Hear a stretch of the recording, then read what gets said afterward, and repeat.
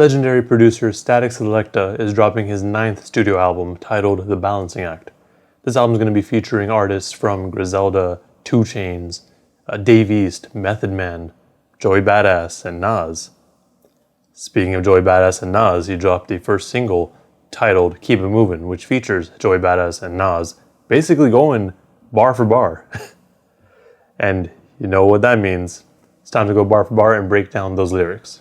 So this track also features guitarist Gary Clark Jr., so that's pretty dope as well. It starts off with an intro. I just can't get over losing you. So if see you, I can't lose.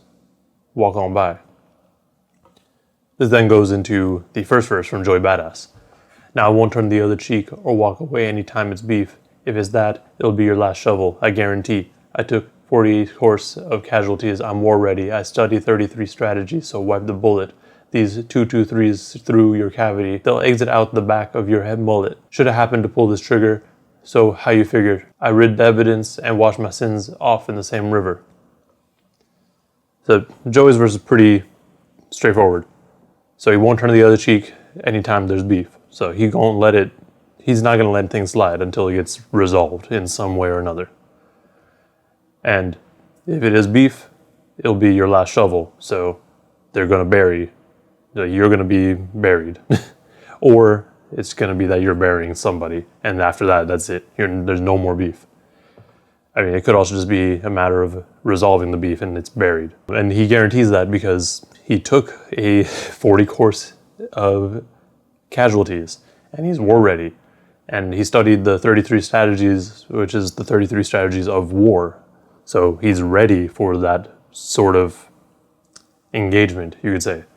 And it also could be, I haven't read any of those books, just saying right now.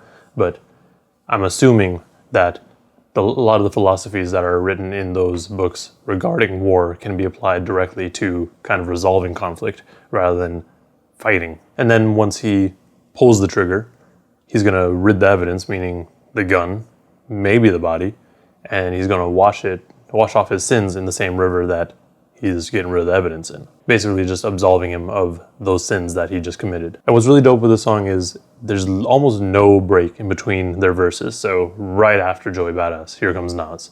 Possessed by Marcus Garvey, the vessel, the body, ancestors inside me, I'm starting the insurrection. The Pope's blessings upon me, I couldn't even call me protection. Cover prayers, my question, why they try to play us, I'm guessing. It's cause I call fundamentals, they might offend you. And when I wore my fatigues, what I got into. On the corner had power, was a trapping shorty, making plays every hour, I did it for glory. So Nas's verse starts off saying that he's possessed by Marcus Garvey, who was a political activist. Basically, he is the vessel for everything that he stood for, you could say. And then all the ancestors are inside of him, meaning he carries on the legacy of just all these powerful black people. Not limited just to Marcus Garvey, but everyone else. And then having the Pope's blessings upon him couldn't even call him protection. Meaning, even with the blessing of the Pope, he's not protected. That is not his protection. And then cover prayers, my question. It sounds like he's trying to say that whenever he was questioning these things, why they try to play us, it gets covered, just kind of looked over and tucked away by prayer. There's just oh, just pray it away, it'll be fine. But clearly that is not the case because there's so much stuff happening. And his fatigues, I believe because he's referencing when he was on the corner making plays as a shorty, he would be probably referencing what he used to wear back in the day. I mean, in the 90s, you know what people wore in the 90s. Baggier jeans, big old jackets. Just look at pictures of Nas from the 90s. That's exactly what he was probably wearing on the corners. And that's just kind of a reference to what he used to do before rap and just kind of around that early stage of his career. This then goes back into Joey.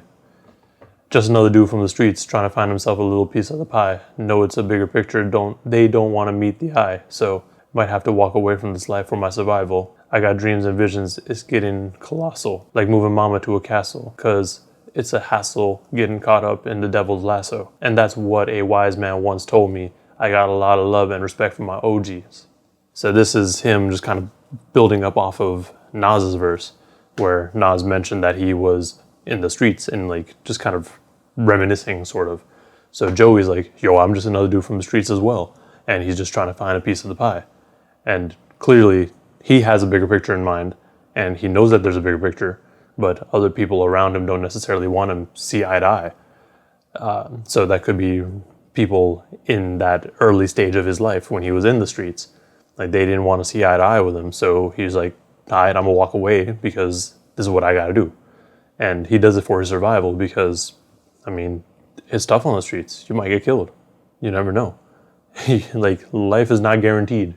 And his dreams and visions were just so big that, I mean, it makes sense. Not everyone's gonna be able to see that in you. Like if you just say you're in the streets and all these people around you only know drug dealing or just street shit, you come to them with all these lofty ideas and goals, they're going to look at you like, what are you talking about, bro? That ain't happening. Like you can't get that. Like this is what it is right now because that's just what they know. Like he has dreams like getting his mom to a castle, which is just a really nice house. And he doesn't want to get caught up in the devil's lasso by doing all this because when you're in the industry and when money comes in, it's possible. Like you can totally get corrupted. So he's trying to prevent that as well. And then obviously just showing respect. And then into Nas again. A lot of us turn up to predicate feelings. Not I. My brethren's addicted to selling. Slipped a turn to somebody's cellar. I wish somebody would tell us then. Tell his chances are slim when you dancing with sin. It all start from within. Suede Pumas back when I was charging them 10. Who would have knew I would rock them events? I rock with my young G's, that's just common sense. So Nas's first year turn, like when he's mentioning people turn up to predicate feelings, it's kind of like to hide feelings, you could say. Like this is just like the life that they want to portray and stuff that they just don't want to deal with, they're just not going to deal with it. Like it's not going to be there. Like they want to focus on the better things. He's got homies that are addicted to selling, which could be just street shit again, but it could also just be the music stuff, like people like selling music. But I'm gonna lean more towards the street stuff because later on in the verse, there's more references. And then slipped to turn into somebody's seller. I mean, he became his homies became sellers. And then back then, he was wishing people would tell us, like, yo, there's other things to do. Like, your chances are slim when you're dancing with sin. Like, greed is a sin. And because you are selling this product to make money, like, I mean, first of all, this product is going to be dangerous. Like, sure, you're going to be making money and not everyone is going to be the type of person to press you and be like, hey man, you're going to give me that money. But you never know. That's always a chance that you have to take. So he wishes that somebody would tell them then, because I'm sure that he knows people who have died because of street life. Who wouldn't know I would rock them events, I rock with my young G's, that's just common sense. The rock line is just meant to reference rocks, like crack rocks, because that is a lot of the street life back in the day and even currently, honestly. He rocks with his young G's, that's just common sense because Nas as an OG has to kind of find a way to stay relevant. That's why on his last project, you saw so many features from newer artists. Like, that's not something that Nas would necessarily do or what people would expect from Nas, especially considering he's been in the game for 30 years now. That then goes into an outro by Nas, Statik Selektah, yeah, Joey Badass, Nasir, Mass Appeal, Real, Rap. Life is just a balancing act for real. We'll get through it. We just gotta keep moving. And that is the song. So overall, the song is really just about keeping it moving, literally. Like, sure, things happen in life, but you just got to keep it moving sometimes. Like, they brought up a few things where, like, there's struggles. Like, for example, Joey had struggles with people around him when he was in the streets because they didn't necessarily believe in him and kind of turned him down. So he had to step away and kind of do his own thing. Same thing with Nas. It's not the same thing, but a similar sort of thing. Like, he had homies who were just out there selling product, and now who knows? I mean, some of them possibly died, and that's kind of what he mentioned. He's like, my homies is dead, but I gotta keep it moving. I mean, all you can really do is just keep it moving.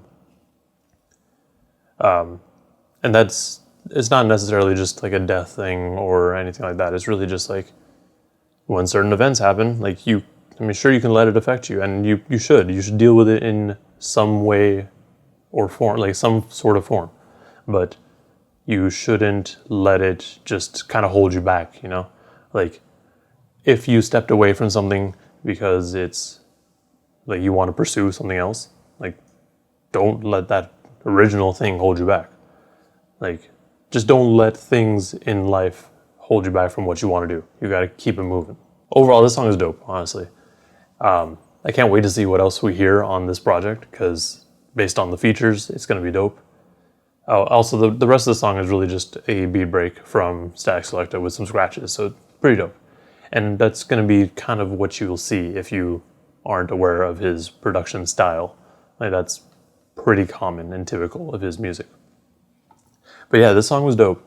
I don't know when this album's coming out. I mean, hopefully it's soon. I could have just missed the actual release date, and it's probably out there. But anyways, let me know in the comments below if I missed anything lyric-wise, or if I misinterpreted anything, because that is totally possible. I really enjoyed the song. Let me know what you thought. And also like and subscribe if you want to see more breakdowns like this one. Thank you for watching, and please stay safe out there.